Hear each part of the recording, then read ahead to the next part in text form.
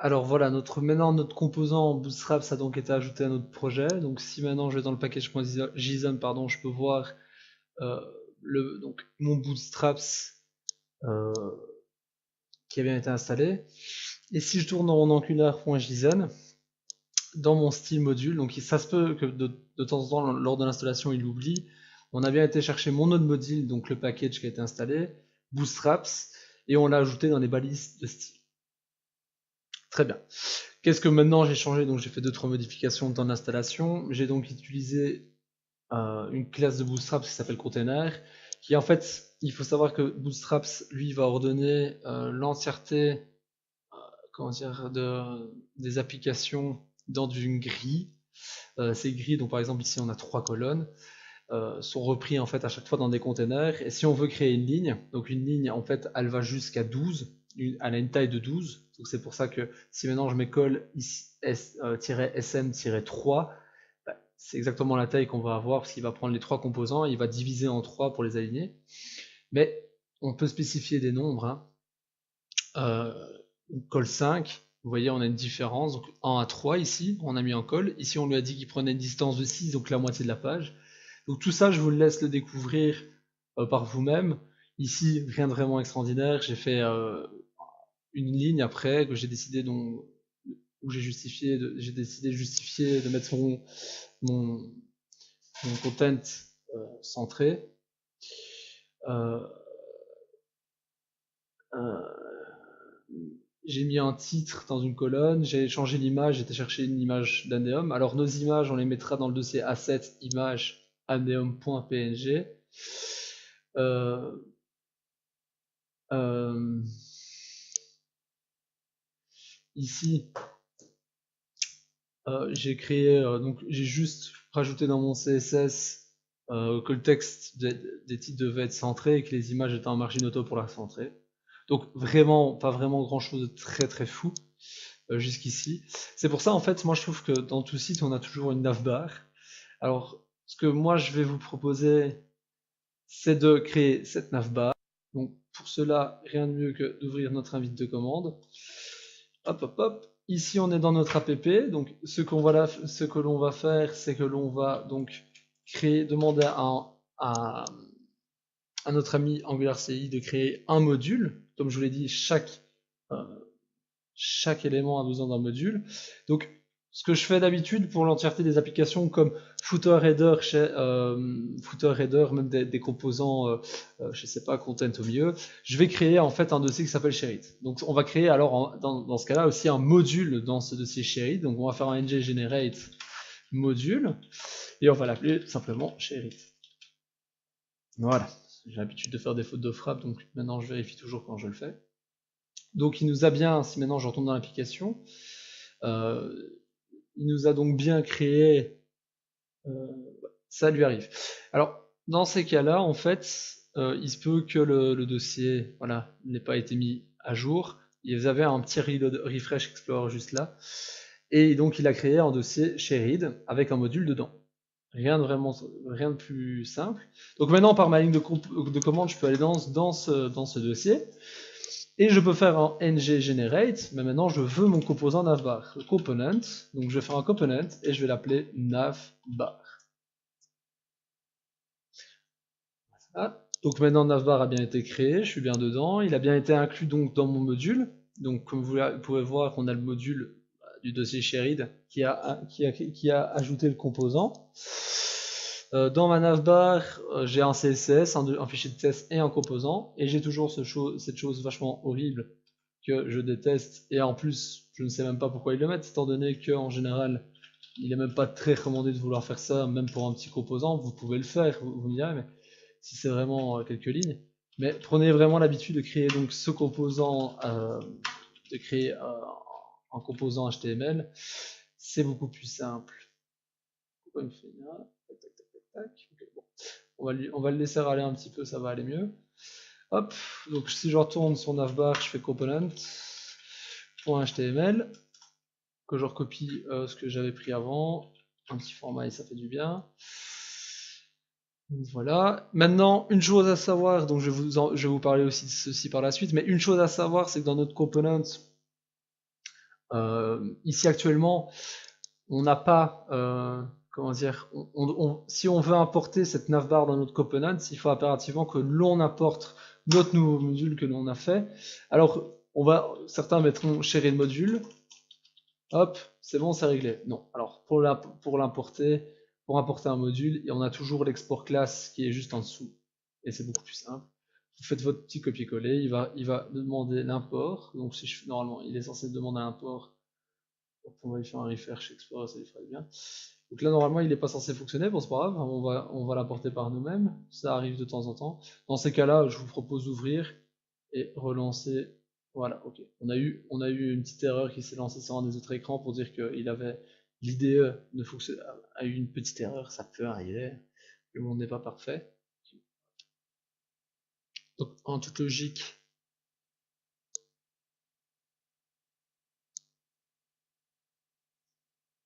ainsi. Alors, il y a un truc qui est super important à savoir, c'est que si on veut rendre disponible donc l'élément que je vous disais que l'on a créé ici, qu'on a créé navbar, il faut nous faire un export. Alors l'export, à quoi il va servir?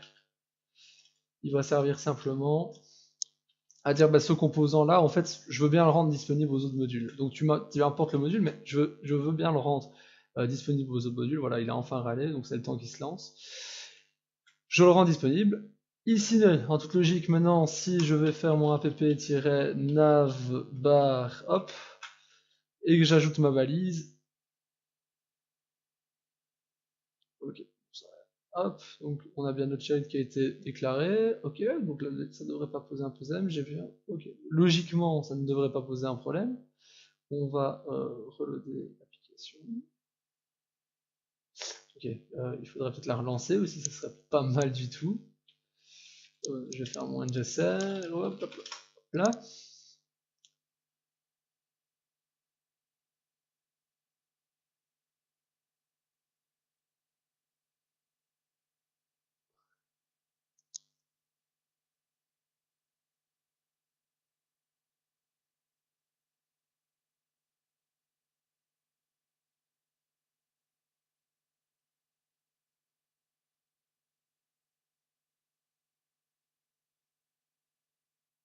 Désolé pour cette courte interruption. Voilà. Donc maintenant, si je retourne, je l'avais mis dans déclaration, c'est normal qu'il ne le connaissait pas, ça arrive. Ça arrive assez souvent. Donc maintenant, bon, il peut encore aller pendant tout un temps jusqu'à la compilation, mais c'est pas très grave. Bon, notre module a bien été importé. Donc au final, notre navbar est bien ici. Maintenant, qu'est-ce que nous propose Bootstrap en termes de navbar? Donc on peut aller voir ici, on a une navbar qui nous est proposée. Et on pourrait, bon, prendre la première, elle a l'air pas mal. On a des drop-down, des links et même peut-être un search à la fin, c'est ça qui peut être pas mal. Donc, bon, voilà. Moi, je vous conseille, on va en prendre une basique, hein. Mais non, je trouve qu'en menu déroulant, ça peut être pas mal. Donc, je vais aller faire hop hop hop. Je vais aller chercher ma navbar. Il va râler un petit temps jusqu'à quand il s'aperçoive qu'en fait il l'a, hein, ça arrivera. Je vais faire mon CTRL A, CTRL V. Hop, voilà, donc on a pris vraiment la navbar qu'il proposait dans l'exemple, c'est quand même vachement mieux. Voilà. Donc ici on a un petit problème de CSS, mais bon, c'est pas encore très grave, hein, parce qu'au final, nous, c'est pas ce qui nous intéresse pour le moment. Et on va supprimer les éléments qu'on veut pas, donc on va juste donner, on va déjà renommer notre élément ici par anéum app, sauvegarder. Ici, notre nav item, on s'en tape, on va juste garder le home, on va les rajouter tous à la suite l'un de l'autre. Et ben voilà, on est donc dans notre anéum app, on a notre home et on a notre petit search sous le côté. Donc on a bien fait notre navbar, donc vous voyez maintenant, on a quand même ce composant-ci et ce composant-là qui vont donc nous permettre de, comment dire, d'avoir une première vue de notre application. Alors, je suis pas totalement convaincu que finalement ce composant-ci il va rester à l'intérieur parce qu'au final, on aimerait bien que notre navbar elle soit comment dire, disposée dans l'entièreté de notre application. Si on crée un nouveau composant, ben, on voudrait que cette navbar elle soit un peu partout. C'est pourquoi ici, je pense qu'on va réorganiser notre code. Hein. On aura très besoin. Alors vous me direz, bah ouais, bah simple, on a qu'à juste faire un CTRL S, aller dans l'index. Alors, il est où notre index.html, rajouter au-dessus de la pp root notre navbar, et puis sauvegarder. Donc maintenant, retourner dans notre application, mais on va voir, elle a disparu totalement, quoi. C'est pas vraiment ce qu'on voulait. On est quand même d'accord que malgré qu'on a notre app root, notre app pardon, root qui est ici, euh, on n'a rien. Donc en fait, moi ce que je conseille en général, c'est on peut tout taper ici, c'est simple, on fait nos navbar et tout blabla, mais on n'aura jamais vraiment un composant facile. Moi ce que je conseille en général, c'est qu'on garde notre composant app root, c'est lui en fait qui va faire ce fameux relais en fait, ce fameux relais pour ajouter notre navbar. Et donc ici en fait, ce que l'on peut créer à côté du dossier shared, donc c'est on retourne en arrière, hein, on recommence, on va faire notre cd tatata retourner dans app, on va recréer un nouveau module, donc on va créer notre module générer de module. Ici on pourrait l'appeler par exemple component pour l'entièreté de nos composants où on listerait par dossier les différents composants. Bon, c'est une petite application, donc on va l'appeler component pour vraiment pour différencier, mais vous pourrez aussi par exemple je sais pas, l'appeler main, donc l'entièreté des composants en fait, qui vont être générés de manière dans nos composants, ou simplement l'appeler home. Donc moi, home, j'aime bien parce que ça te permet, ça vous permet vraiment en fait euh, de garder un peu cette idée. Ben voilà, ça, ce sera ma page home. Donc on va créer ce module home. Voilà. Faire notre petite refresh parce que du coup ça lui arrive. Ah non, il nous l'a fait. Voilà. Donc il nous a bien créé notre module home ici. Dans ce module home, ben, on va avoir besoin de créer hop, notre élément. Donc on va faire un ngGenerate ici le composant. Component. Voilà.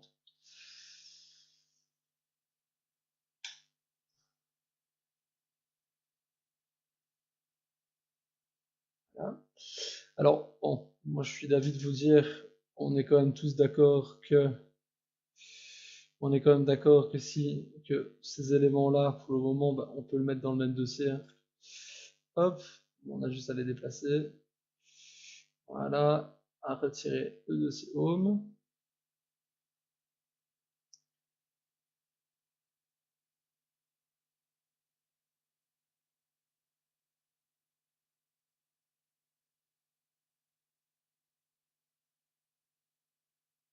Voilà, parfait, parfait. Donc, quelle sauvegarde. Inclure donc, comme on l'a fait auparavant, n'oubliez pas de faire vos modifications parce que le module, lui, il va se baser sur ce qui a déjà été précédemment fait. Donc, voilà, ici, en fait, il va vous faire une erreur en disant, ouais, mais ce que je comprends pas, c'est que ne fait pas du tout partie d'un module, et on va l'ajouter dans notre app module. Import, virgule shared home, on va lui donner notre module ici.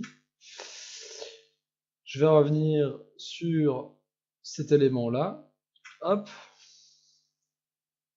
au final notre point relais, on va plus en avoir besoin. Retourner ici et donc créer ma fameuse directive. Alors ici ça va être new folder, new file, voilà, home.components.html. Je retourne dedans, je remets ma déclaration. Ne surtout pas oublier qu'on avait notre fameuse variable title qui était juste ici. Voilà, ici je peux le supprimer, retourner dans texte, faire mon title qui est bien Neon. voyez maintenant, il a déclaré directement la variable dedans. Et ici maintenant, oh, je l'ai supprimé, mais c'est pas très grave parce que ici, bon, ici, on va utiliser simplement notre template. Comme je vous l'ai dit tout à l'heure, bon, c'est pas fou, on est d'accord. Mais ici, étant donné que c'est juste pour mettre notre valise app-home, si je me trompe pas, donc on doit toujours bien vérifier, donc lui il va encore dire qu'il ne la connaît pas, mais parce que en fait ici dans notre, on n'a pas exporté notre classe. Donc je fais mon home component, voilà. On est bien avec notre sélecteur, était bien app home, ok. Bon maintenant, on va pouvoir le tester. Et voir s'il met une erreur. Oui, encore une fois, hop, ça m'arrive encore, ngSer.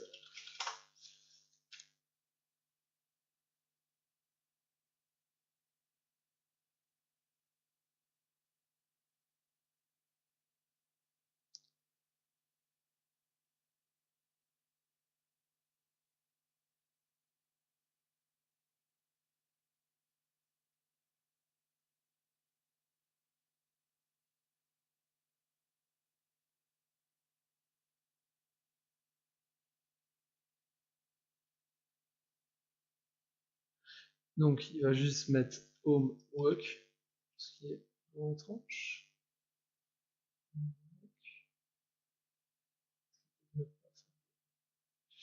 Ah oui, alors oui. Bon, là maintenant c'est une erreur de ma part, je m'en excuse. C'est vrai que on va devoir garder notre, template parce qu'on va mettre la navbar aussi qui est dedans, donc .component.html. Par la suite, je vous montrerai en fait le routeur. Hein. Donc là, c'est vraiment un titre indicatif pour vous expliquer comment ça va fonctionner. Mais par la suite, je vous expliquerai un peu comment fonctionne le routeur. Ici, si je fais pas mon template URL, c'est normal, il va me dire non. Donc, je vais faire mon template URL, hein. Hop, c'est pour ça. Et ici, lui dire, bah, moi, ce que je veux, c'est que tu ailles chercher app/home.component.html. Voilà. J'ai la virgule pour pas l'oublier. Hop, hop, hop. Ici, maintenant, si je retourne dans mon template,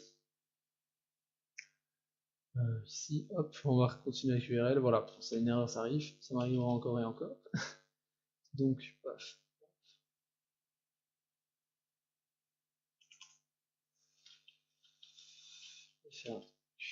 Allez, chercher.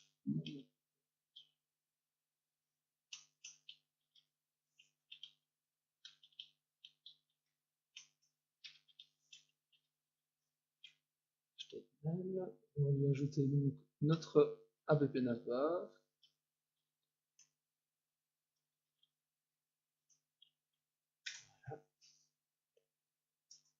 Notre app-home.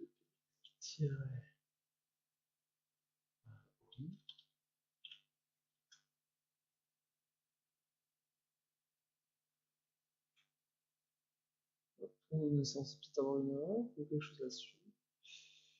Voilà, donc on a bien une erreur parce que dans notre app navbar, ok. En fait oui, d'accord, je crois. Parce qu'on a fait, vu qu'on a repris le template de base de notre app, on a laissé la navbar et elle n'est pas inclue dans le module home, ce qui va pas en fait le faire, et donc créer une erreur. Voilà, donc on a notre navbar Aneum qui est recréé ici, et notre welcome qui est créé. Alors on est quand même conscient que si je regarde un peu comment est disposé le code, c'est pas vraiment très fou, hein. On a le souci, c'est pour ça, on va tout indenter sous une div conteneur.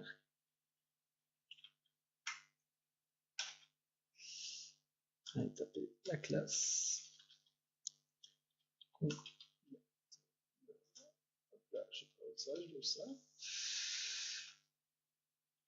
Hop.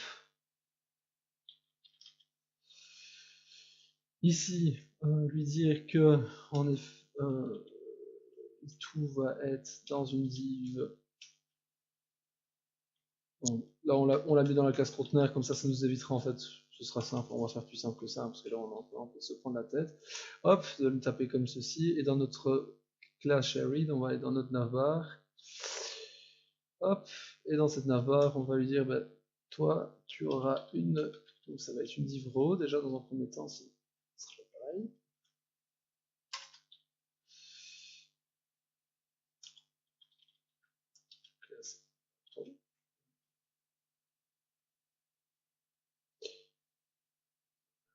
Tout à l'heure, on a supprimé le sélecteur de fin de math. Voilà. Et on va lui dire, on te veut, toi,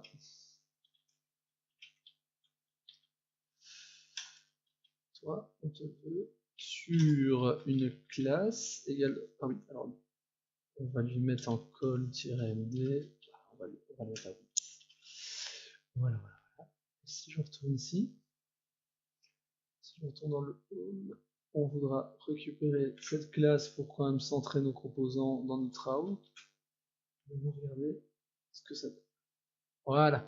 Donc là, elle s'est bien centrée. On est sur une planche à 8. On pourrait la faire un peu plus grande. Ouais, ce serait pas mal. Voilà. On va juste lui changer. On va la mettre à 10. Ce serait pas mal. Tac. Ici, alors, dans notre home, par contre, on n'a plus besoin de cette classe container parce qu'elle est directement définie chez le parent dans le composant principal. Donc là, on est bien passé à 10. Maintenant, il ne reste plus qu'à centrer nos éléments. Alors, pour comprendre ce qui se passe, on regarde l'indentation, on est bien parti sur le container qui nous a mis en rouge justifie center, mais on n'a plus en fait notre CSS qui se trouve ici. Étant donné que, comme je vous l'ai dit, on a ce CSS s'applique uniquement à cette classe-ci. Donc si maintenant je retourne dans le component, je regarde, j'ai mon style URL qui est bien défini ici, j'ai plus qu'à faire mon CTRL-V pour les mettre. Et voilà, on est retourné dans un état que l'on. Alors voilà, donc maintenant ici dans cette application, on a un peu compris cette première mission, ce premier objectif, c'était de savoir comment bien organiser son code. Dans la prochaine vidéo, on va parler de modèles, mais aussi des propriétés, attributs, classes, styles et événements. Donc voilà, je vous invite à regarder la prochaine vidéo.